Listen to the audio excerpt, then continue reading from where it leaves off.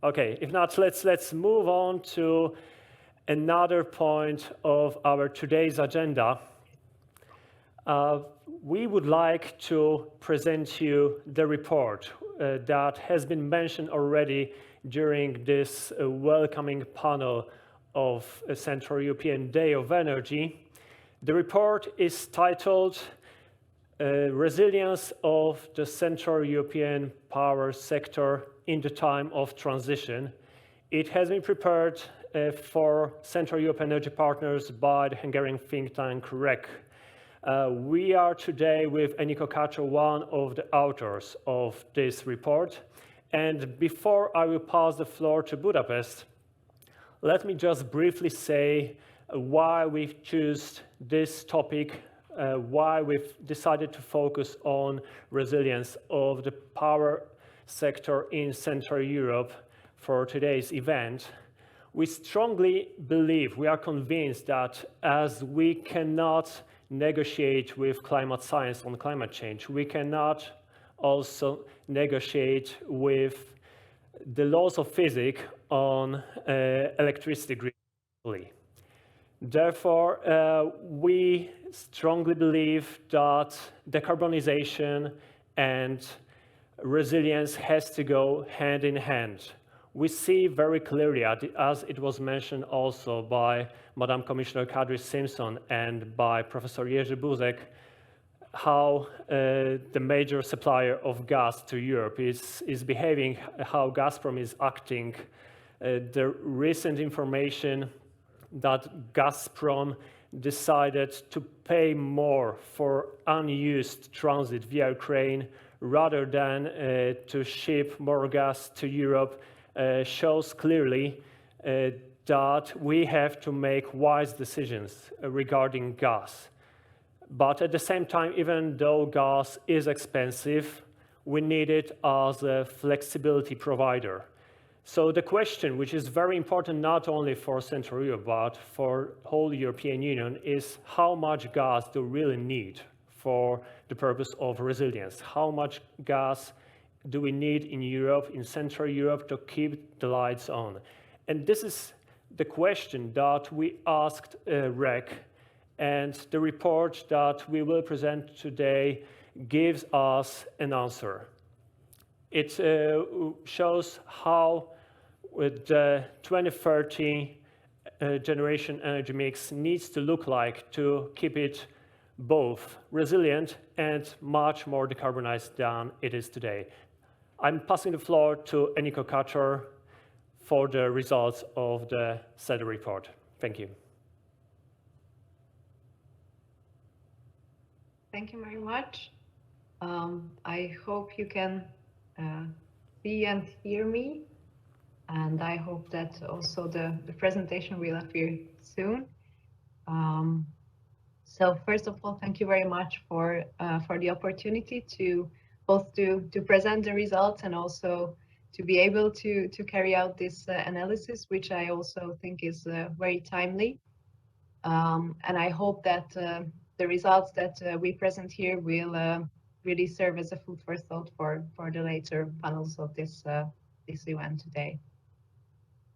So once more, I'm Enikő, Kácsor from REKK, which is the Regional Center for Energy Policy Research, which is a Budapest-based think tank, and we mostly focus on the region, actually on this Central Eastern European region, and on energy policy issues. And in this next few slides, I would like to present the results of our study. So the main question that was asked by CEP is what role should really gas play in the time of transition of the power sector, and why electricity sector is something that we really should focus on is that it's one of the most important emitters regarding greenhouse gases. So it is really time to make this transition. And as you will see in the later slides, this transition has already started, but a bit more in the western part of Europe. And in our region, I would say that we are a bit more ahead of this transition. So this is why it's important to raise these questions. Also, what we are facing is that coal phase out is something that is to be carried out in our region together with the rapid development of intermittent solar and wind energy sources. So this is something that raises the questions regarding power market resilience. And what we see is that by the end of the 2020s, based on the already announced plans of coal phase out, around almost 15 gigawatts of capacity of coal-fired power plants is planned to be phased out. So this is really a challenge. And there are several options to fill in this gap. And that's why we try to have a bit of a look how to replace coal in a cost-efficient way, and also in a way while we keep the system security levels high. So before we turn to the actual modeling that we carry out for the future, I would like to say a few words about the past, the recent past, and also what happened in the last couple of years, last 5-6 years.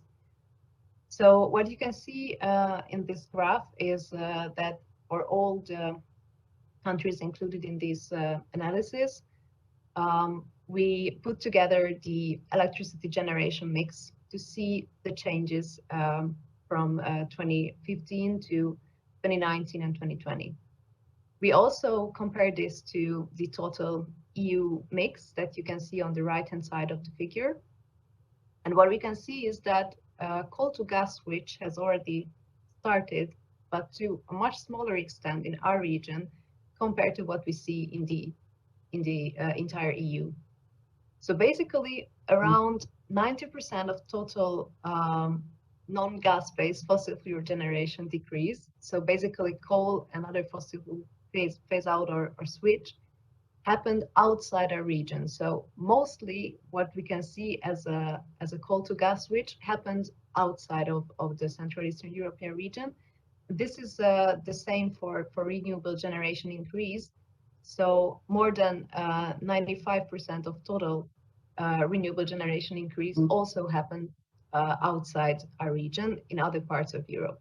So this is something I think that shows that when all the coal phase out plans will put in place in the coming decade, something will happen in this region as well, and this will be something new, and we really have to prepare for that.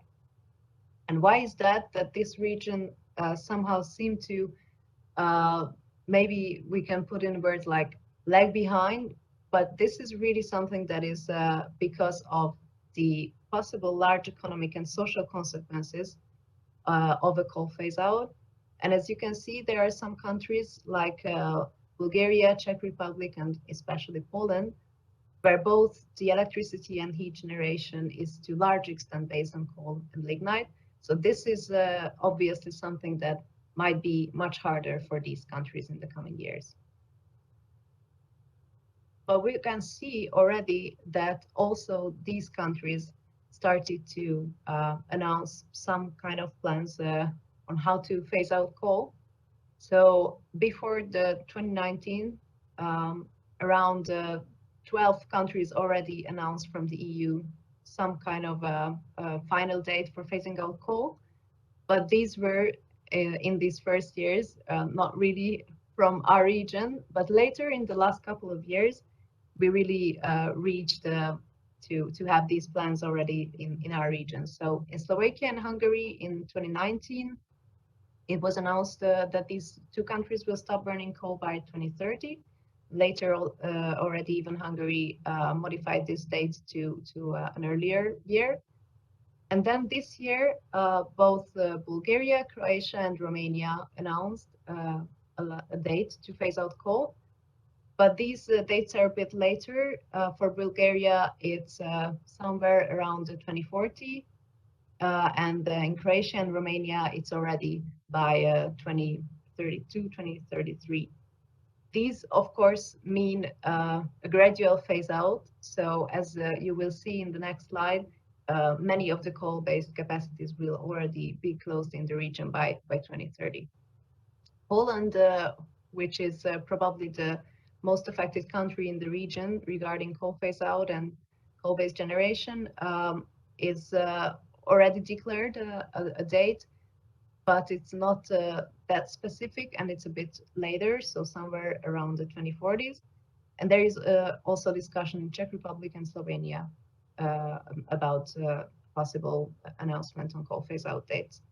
And the Baltic countries can be considered coal-free already, but for example, in Estonia, there is a carbon-intensive oil shale electricity production, but this is also to be phased out by 2035. And just one last thought about what we see on the market today, because this analysis is not really focusing on the present developments, but this is of course something that really needs to be kept in mind. So what we see is that after the years of coal to gas switch, this year with the skyrocketing natural gas prices, we saw another development, a rather gas to coal switch. So the clean spark and dark spread just switch places. And basically, this absolutely emphasizes the importance of policy tools. So even if it seemed for a while that maybe at least partly coal phase out could be could really happen on a competitive basis, now it seems that this might not be the case, at least for now. So this is this underlines the importance of policy tools even more. And now I would like to turn to the modeling we carried out. We focused on 2 years, 2022 and 2030. The first was to serve as an example that is something close to what we see today. And 2030, of course, is something, a rather new situation. And what we used for this analysis was the European Power Market Model, which is a unit commitment and economic dispatch model developed by REKK. And it covers the entire European electricity system and calculates the equilibrium supply and demand, taking into account the capacity constraints and also the availability of power plants and interconnector lines. And what is an important feature of the model is that it not only covers the wholesale market, but also the part of the ancillary services market, the spinning reserve market. And these two markets are together optimized in the model. And just a few assumptions. So on the left-hand side, you can see the figure that includes the assumed prices for the different fuels and inputs like ETS price and then coal price and gas price. So basically what we set up was for 2022, a rather high price environment, not as high as what we see at the moment, but still rather high prices, and also a combination of these three prices that leads to competitiveness of coal over gas. And then for the later years, we see some kind of a normalized level of all the prices, and this is something closer to what we saw in the last couple of years before the energy crisis that we have today. And on the right-hand side, you can see the assumed installed capacity mix for the 2 years. And the three most important parts is, on one hand, we assume a very significant increase in renewable capacities, so both for solar and wind capacities. Then we assume a significant coal phase out that I've just mentioned, around 14 gigawatts of coal-based generation to be closed by 2030. And the third element that is important here is what we assume about natural gas capacities, because what we did here is some kind of a modeling output already, because we did not use the information from, for example, the national energy strategies or energy and climate plans on the targeted or foreseen natural gas capacities, but we rather let the model to decide to only include new investments when it seemed to be profitable. So basically, this is something that we think might be an outcome if we let the market decide how much natural gas-based capacity is needed in the system. And what you can see is a quite stable level, even a bit decrease compared to today. But of course, this means that some part of the fleet will be replaced because, of course, some plants will reach their end of their lifetimes, and there are new investments that needed, but not an overall increase in natural gas-based capacities.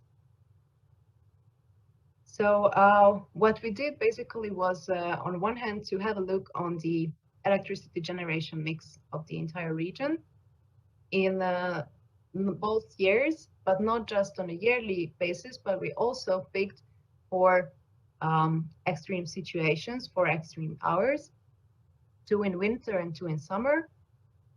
Both we picked the hour with the highest demand, so that would be the demand peak, and we also calculated which hour would be the one with the highest residual demand, which means that from the exact demand figure we deducted the available intermittent renewable generation. So this residual demand basically shows how much electricity should be supplied from non-zero marginal cost generation. And what we can see on one hand is that coal-based generation decreases significantly in all cases. And this is a bit less true for the critical situations. So you can see that in the critical situations, there is still a large extent, there is coal-based generation, but on the yearly average, we see a very significant decrease. Also, what we see is that besides natural gas, the different renewable technologies can also contribute to the electricity generation to a high extent. And this is especially true in some special cases. For example, the summer consumption peak coincides with a very high PV generation period. This means that in those hours when the summer we have the highest demand, probably PV generation can help a lot to serve this demand. However, we also had a look on this residual demand situation, residual demand peak in the summer, and there we found that the mix is much more similar to what we see in the winter hours.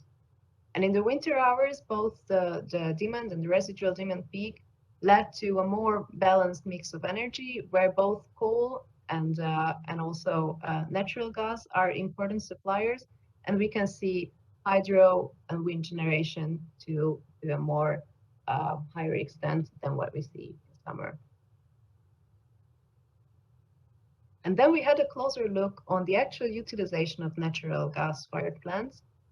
And what you can see on this figure is the total utilization of these plants in the 2 years for each country, including not the wholesale market, but also the downward and upward reserve market. And also the yellow dots indicate the total installed capacity that is assumed for the countries. So basically, the main message here is the overall regional utilization rate goes up very significantly, almost to 75%. That means that while the actual capacity of the natural gas-based plants would remain more or less stable compared to what we have today, but these plants will be utilized much more according to our modeling. And this is not only because the utilization on the wholesale market, but you can see that a significant share comes from the utilization on the reserve markets, on the ancillary services markets. And what is also important here, I will not have the time, I'm afraid, to really go into the details of that, but you can have the details in the report, is that we see very significant change also in the ancillary services market from the point of view of new technologies and technologies that are already in place, but not yet really taking part in the market, by which I mean mainly these intermittent sources, solar and wind. So from our modeling, it seems that especially in the downward market, the new innovative technologies such as hydrogen or battery storage and these variable renewable sources really could play an important role. And of course, this will have an effect also on the upward market because those capacities that are now providing downward services could go to more to the upward market. So this is something that will absolutely have an effect on how these markets look like. And what is important here is that I would like to emphasize that a proper regulatory environment is crucial to be able to let these new technologies into the market, because I think this is something that really should be done and not everywhere already in place. But in the coming years, I think it's something that really needs to be properly done. And finally, I would just like to conclude with a few thoughts, and I really hope that this could be really a good starting point also for the panelists. So first, what we see is that in the next decade, the rapid development of renewables and the ongoing coal phase out will really significantly change how the power sector look like. And because of that, resilience is a very important issue. But of course, next to decarbonization and affordability, which is especially important in our region, as it was already mentioned by the keynote speakers. Also, what we see is that natural gas-based capacities will have a key role in providing flexibility, but I would like to once more emphasize that innovative technologies such as storage, hydrogen, or even demand-side management are to come, and they will really have their bites from the market by 2030. And what we see in the modeling is that on one hand, for around 16 gigawatts of natural gas-based capacity is what is needed, and this should go together with around 5 gigawatts of different types of storage, including pump storage and demand-side management technologies.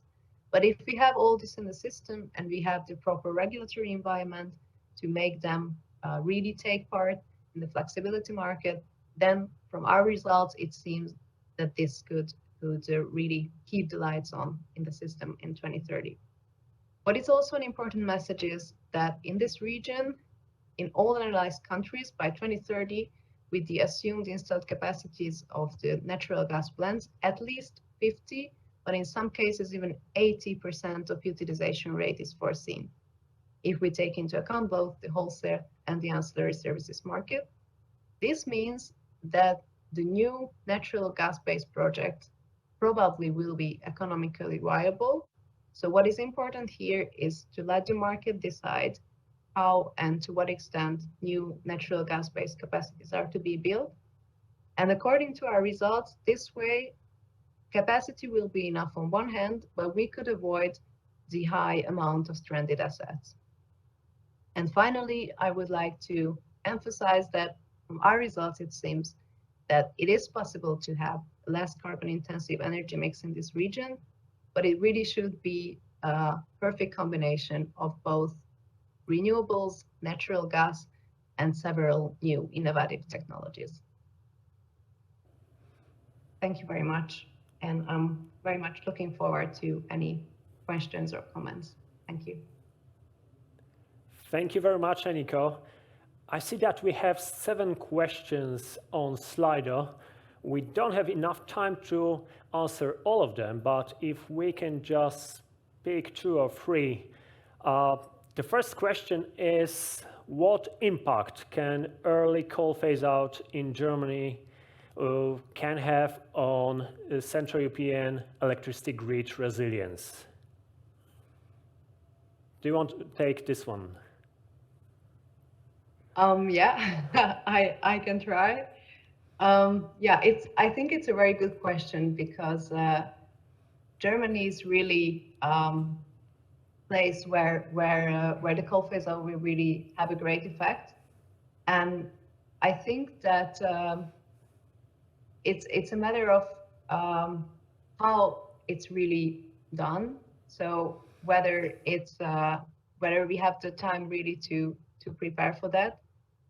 But I think that because of the great interconnectivity of the total European system, whatever happens in one of the countries, even if it's a very big country, I think it should not have a too great effect for the total European system. However, it's important to see that these are things that are going on also in other countries, not just in Germany. So yes, I think Germany is important, but probably not the only one that we should think of, but we should really think of always as a whole of the European electricity system. Okay, and the second question is about the EU ETS price. You assumed in your report it is surprisingly low comparing to the price we have now. What would the power market in the EU11 in Central Europe look like if carbon price would only rise until 2030 and not, as you assume, would drop down? Thank you. I think it's a very relevant question because what I see is that there is a lot of uncertainty regarding ETS prices for the future. And first, I just want to tell you why was that we picked this carbon price. Is on one hand because of the EU's Fit for 55 package impact assessment. These are basically the levels that are included. And on the other hand, we see that if we have enough renewables in the system and we have the coal phased out more or less, or at least to the extent that we assumed here, this seemed to be a realistic price pathway. But still, I think it's important to think of what would happen if this would be higher. I think that the main issue would be that the overall wholesale electricity prices would really go up. This is one thing that for sure happened. But otherwise, I think that what we see in the modeling is that already natural gas is more competitive compared to coal with this even lower level. So this would for sure be the case in the later years as well. But I think that especially in the critical hours, we would need coal also by 2030 in this region at least. So I think that we would not really see probably a very different mix of energy, rather the prices at the end would be much higher. Thank you, Enikő. There is a question from non-anonymous part of audience. Janna Pandera, what are the ways to keep share of gas at the reasonable level? Yeah, that's also a good question, and we try to be a bit touch upon this also in the report, that if we take the electricity sector, of course, it's not really where we focus on how to get gas to the system, but this is something crucial even if we see what is going on today. So probably when we think of keeping the electricity system resilient, we should really focus on keeping the gas system resilient as well. So probably source diversification and also the different storage options that were discussed before could be more of importance. And I think that this is something that, at least in our region, has already started. If we see, for example, the Hungarian example, what happened in the last 10-15 years, a lot of new pipelines and sources were included. Storage sites are very much in place. So I think that these are things that we really should also keep in mind, while on the other hand, also again, think of the stranded asset issue that is, I think, very hard to find a great balance between these two things, how to really keep the system resilient without investing too much. So I think in the next couple of years, this really will be a hot topic, how to find these adequate level of new investment in rather the gas sector or partly in the electricity sector. Thank you. Let's take the very last question. How would resilient energy mix in EU11 look like without coal at all? Is this feasible? And let me add, would it be resilient? I think by the time the entire coal fleet would be phased out, at least what I expect that by that time, the new technologies that are not really in place now, but starting to get emerged, probably will be much more mature than they are today. So I can imagine absolutely a totally coal-free electricity system, but maybe I'm too optimistic. But I think that for that, we for sure need some technologies that are not really part of the system now, but we hope they will be. That some part of that were mentioned, so also the different storage technologies, but also I think that the inclusion of demand side in keeping the system resilient is something that is really a key issue. And I hope that this will be in the coming years a new hot topic, and then this can help the system. Thank you very much once again. This was Enikő Kácsor from REKK think tank from Budapest.